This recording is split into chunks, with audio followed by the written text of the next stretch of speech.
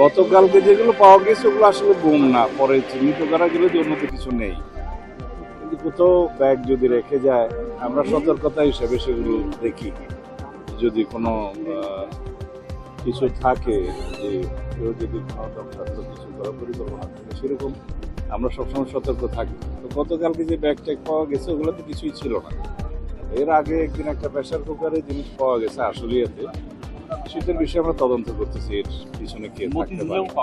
মতিঝিলে যেটা হচ্ছে ওইটাও আলাদা তদন্ত হচ্ছে। মেট্রো আমরা একটা পরিসংখ্যান নিয়েছি বিগত 5-6 মাসের এবং তার আগের পিরিয়ডে এখানে যে অপরাধ প্রবণতা বা কোথাও এরকম বোম রেখে যাওয়ার ঘটনাগুলো তদন্ত করে আমরা দেখেছি যে আনুপাতিক হারে তুলনামূলক বিচারে এটা খুবই কম।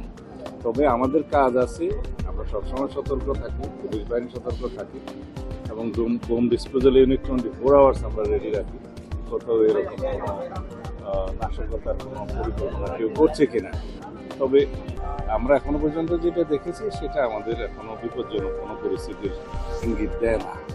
আমরা এই যে আওয়ামী ফ্যাসিবাদী গোষ্ঠী, যেটা নিষিদ্ধ ঘোষিত রাজনৈতিক গোষ্ঠী, তাদের বিভিন্ন কার্যক্রম আগস্ট মাসে পরিলক্ষিত হচ্ছে।